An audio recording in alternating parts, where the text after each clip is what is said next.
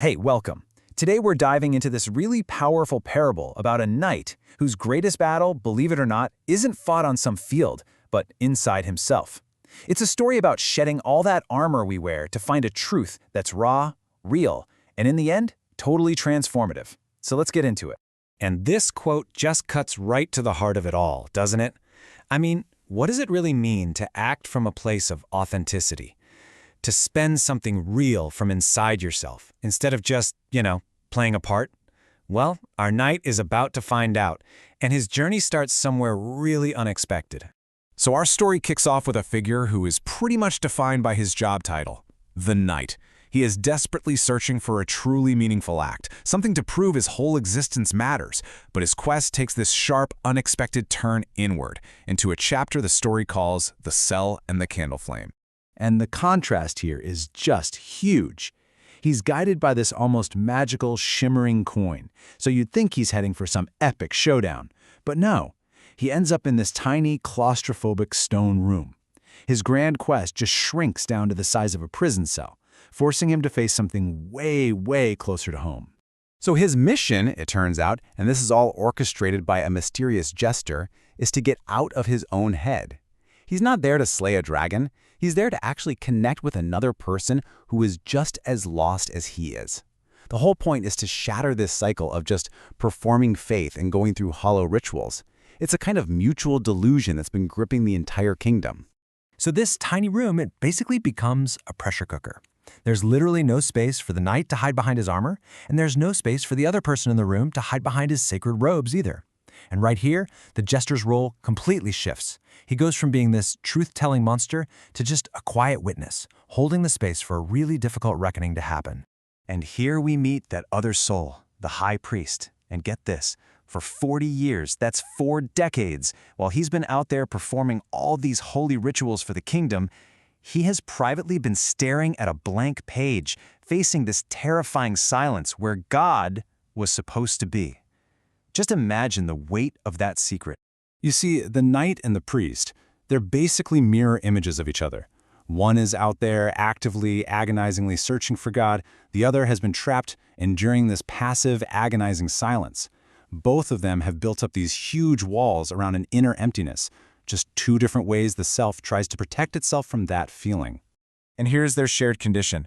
They've both just been going through the motions. They've been relying on what the story calls the muscle memory of faith to do their jobs without any real belief backing it up. This shared rot, this blend of institutional duty and deep personal doubt, is what connects them, there, in the flickering light of one single candle.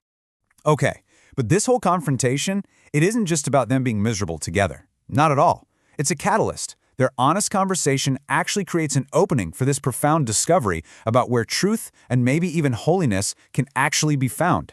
So what the knight starts to figure out is that the spirit isn't some, floaty, separate thing. It's the very act of asking, that relentless human drive we all have to find meaning. And the number one tool for that search, the primary instrument for making contact with the world as it really is, it's the physical, vulnerable human body. And this big realization kind of unfolds in 3 key steps. First, the body is where the human and the holy actually meet.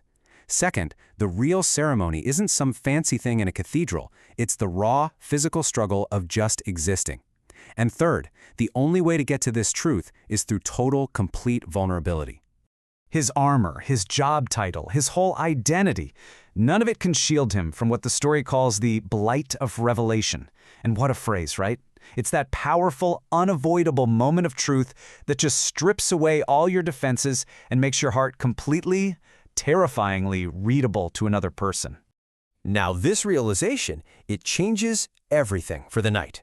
His entire worldview starts to shift, and it starts with the very thing he was most afraid of. See, at first, the silence of heaven was his greatest horror. To him, it was proof of a cold, empty, meaningless universe. It just confirmed his deepest fears, that he was completely and utterly alone in his search. But now, after this encounter with the priest, his perspective just flips on its head. That exact same silence is no longer an absence of something. It's an invitation. It's a space that's been cleared of all the hollow performances, a space where he's finally free to find a true thing all for himself. And this huge shift is really powered by a few key ideas he's starting to grasp.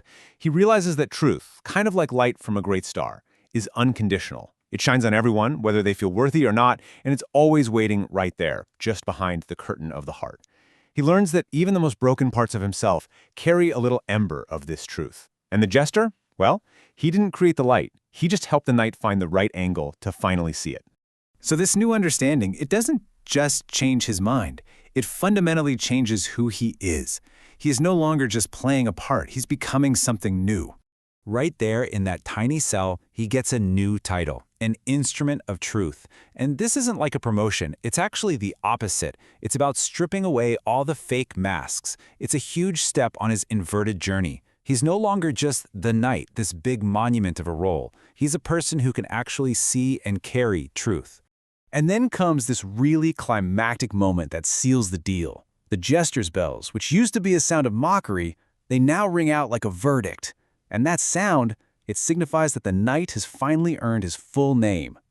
He has become a true witness to his own authentic existence. And, this whole internal journey, it has a real physical weight to it. That shimmering coin he started with now feels heavy in his gauntlet. It's not just a guide anymore, it's a tangible artifact, real proof that what happened in that cell was real and that it matters. And that's where we leave him. He's standing on the threshold of the cathedral, about to re-enter the world as a completely changed man. He's not desperately looking for some meaningful act to perform anymore. No, he's ready to live the truth he discovered. And above him, the great star just keeps on burning. So the parable leaves the knight right there on the verge of a new beginning. And it kind of leaves us with a question, doesn't it? He found his truth by taking off his armor and facing someone else's silence. So what truth is waiting on the other side of yours?